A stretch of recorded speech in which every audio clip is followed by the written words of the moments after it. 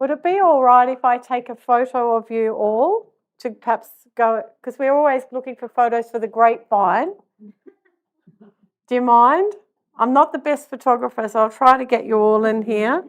Can you lean in closer? I haven't got my glasses on, so I hope you look all right. We try to get some photos occasionally.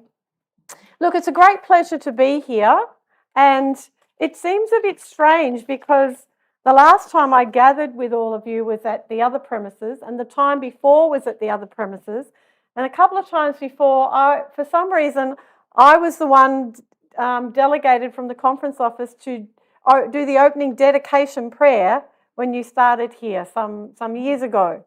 So it seems a little unusual to be back here, but you know, I just want to encourage you. I think God's in what's happening here, and I think that you need to dream big.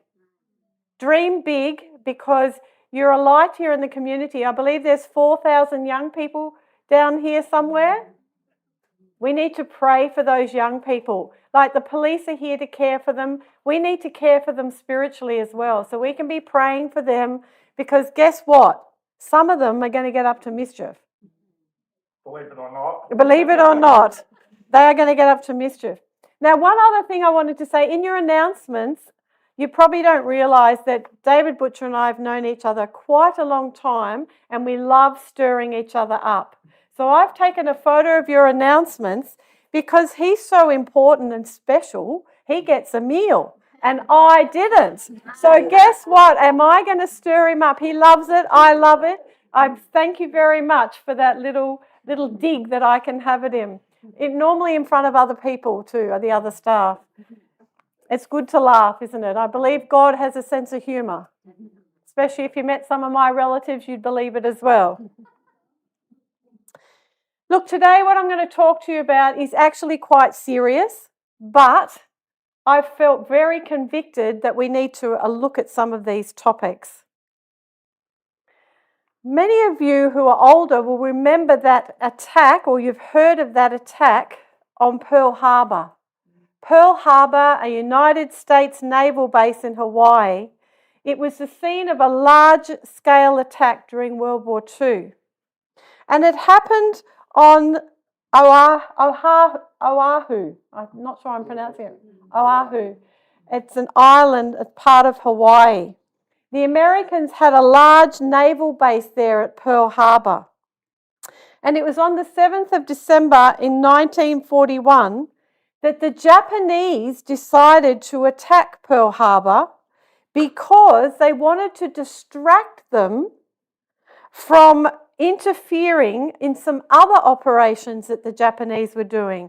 In other words, they didn't want the Americans to respond and come up against them as they were attacking other US territories in Southeast Asia. Here's a picture of the Japanese planes attacking Pearl Harbor. And this is some of the damage, photos of the damage that happened at that time. In fact, over 2,400 people died at this Pearl Harbor attack, with over 1,000 injured. Now, such a tragedy, and this was a terrible tragedy for America. This is a terrible tragedy for anybody. But the Americans prided themselves on being, you know, pretty strong, pretty capable, pretty invincible. And for this to happen was very upsetting for them. But according to Richard B. Frank, who is an internationally renowned expert on the Pacific War, he says there were 3 tactical warnings that were missed and could have made a big difference of what happened at Pearl Harbor. So when the Japanese attacked, some very important early signs were not seen for what they were. They were 3 tactical errors. Now, the first error was that 2 cruiser Japanese scout planes were actually picked up by radar just over an hour before the Japanese strike, but they were not recognised for what they were. So they'd seen them on radar, but they didn't realise what they were seeing. That was tactical error number 1.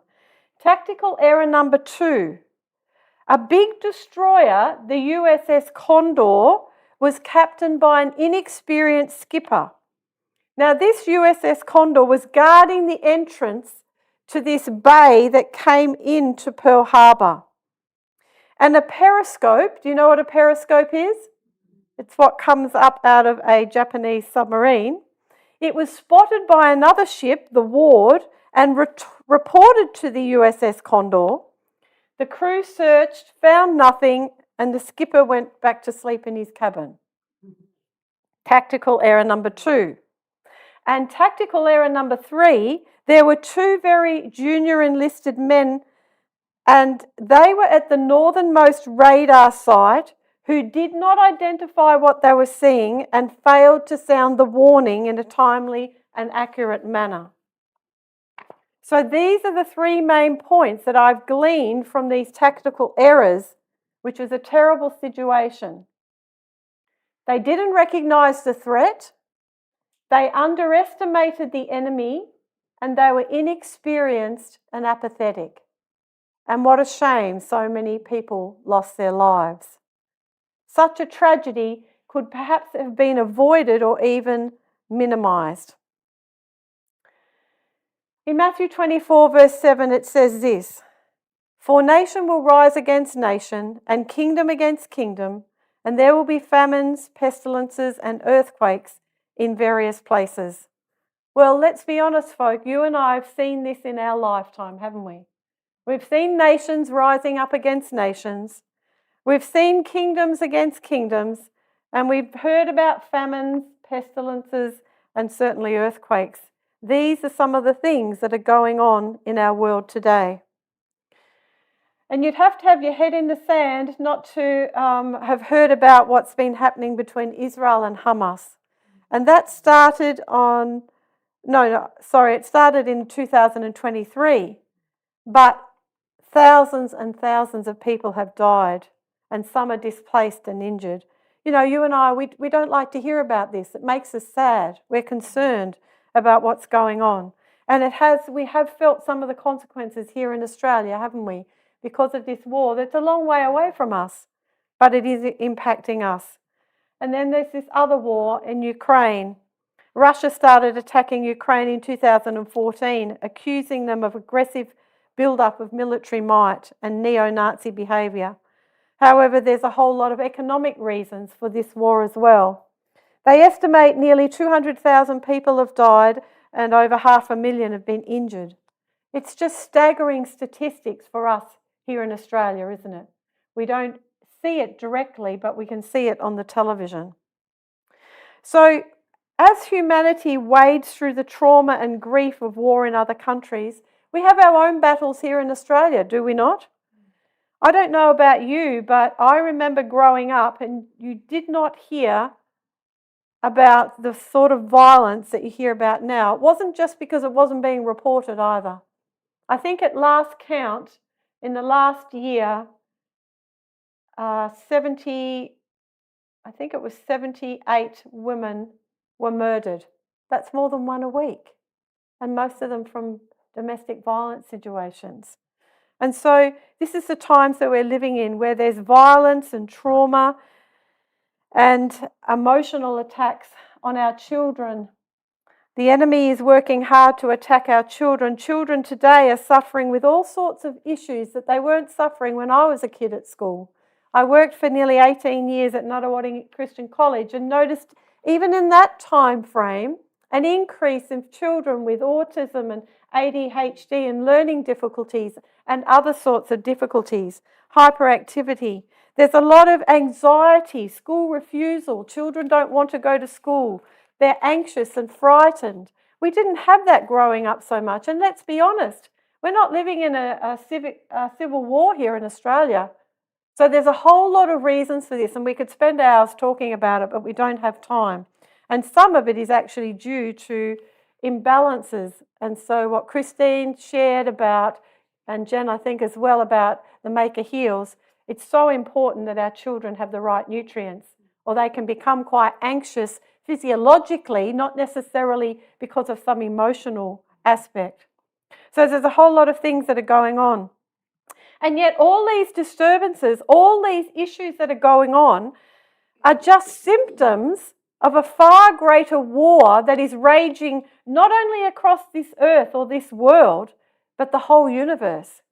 You see, Satan, who is the enemy of God, God's angels and God's creation, is hard at work. And what is he doing? Just go through that one. I'd like us to read this out together a couple of times because I want you to remember this. It's very important. Can we read it together?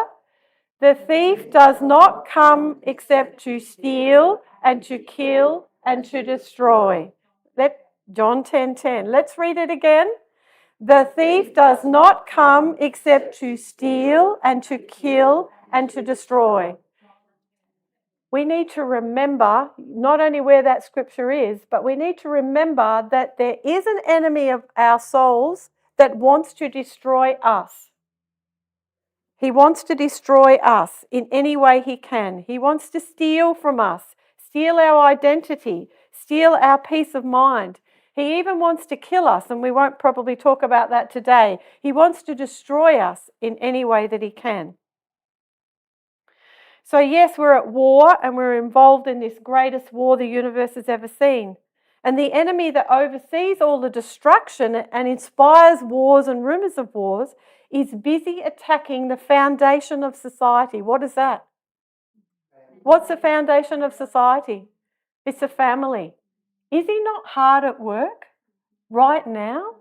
I didn't grow up hearing about things that I'm hearing about now.